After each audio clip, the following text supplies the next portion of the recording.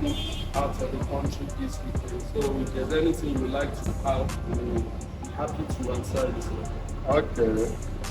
First and foremost, let me thank you so much for giving me an opportunity to be part of this team. And I must tell you, and I must confess, that I'm highly impressed with what I have seen so far, both on the field and the organization and all that.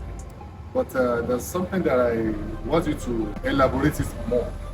What agro investment is all about. Well, as the name implies, investment itself, it is basically trying to double up the money you are having or the funds you are having or make it better, as it were. So bringing that to agriculture, you are just trying to diversify your funds for you via agricultural investment. There are several kinds of agricultural investment one can venture into. Now we're looking at, first of all, plantation crops. That is one angle we are trying to bring out the searchlights to. Plantation agriculture, basically, because when we look around now, we discover that some of these are trees that are grown on next to it.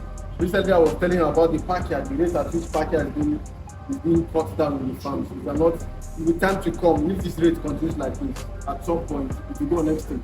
So what we do as agricultural investment is to identify some of these crops that has serious potentials in the economic market. We invest into it. And at the end of the day, so far so good, we've been successful. God has been helping us in it.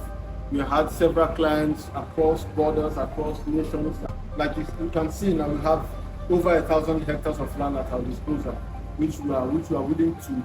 And personally, you know how much you have invested also in this project. So recently, you are part of the investment team as it were. Another thing is this: how, because this thing we are going to introduce it to some new set of people in the world.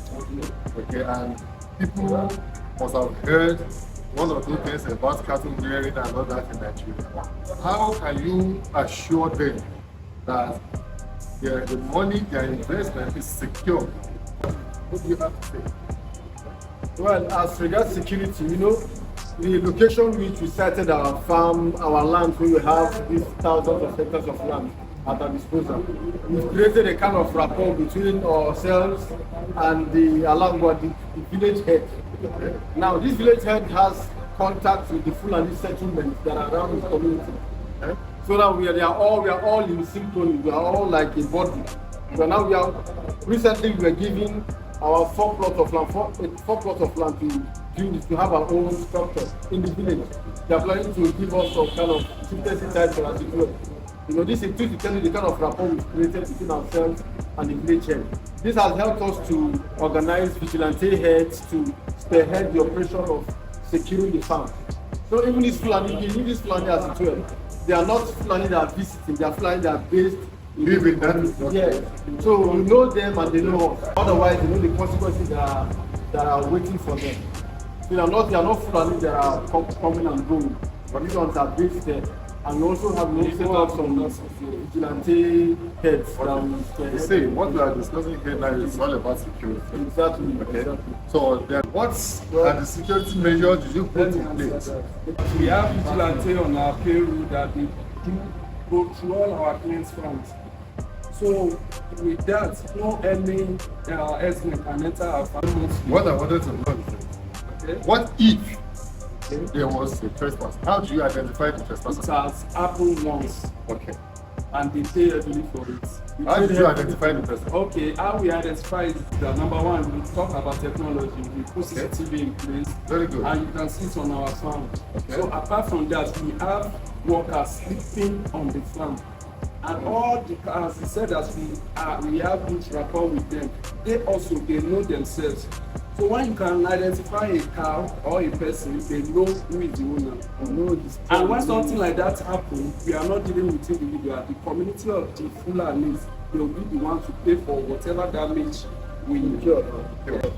And when we were on the farm, you can see that at least we passed through up to 10 villages, and our presence is well known there, both the community, the women. When we were in the market, you can see all of them, they were trying to give us yam, give us product. So we have good relationship with these people. And they also know that when they mess up, there will be consequences. They also know that. So with that, we know that we are trying to take the whole risk from our investor. Okay. That you don't need to stress yourself. They will be letting you know that this is the activities being run on. You can watch your investment also from wherever you are, either in the country, outside the country. So there is full transparency. Okay. So even if we are not doing our job, it's something you can just check on your phone that what's going on here. You can call our attention to it. Okay. Then definitely it is an investment, so we must know day in, day out activity and check it. So with that, we are good to go, and you know that you are in safe hands. Okay. And I believe that's what first led you to go to the farm to see things for yourself before we now have this good relationship together with us. Okay.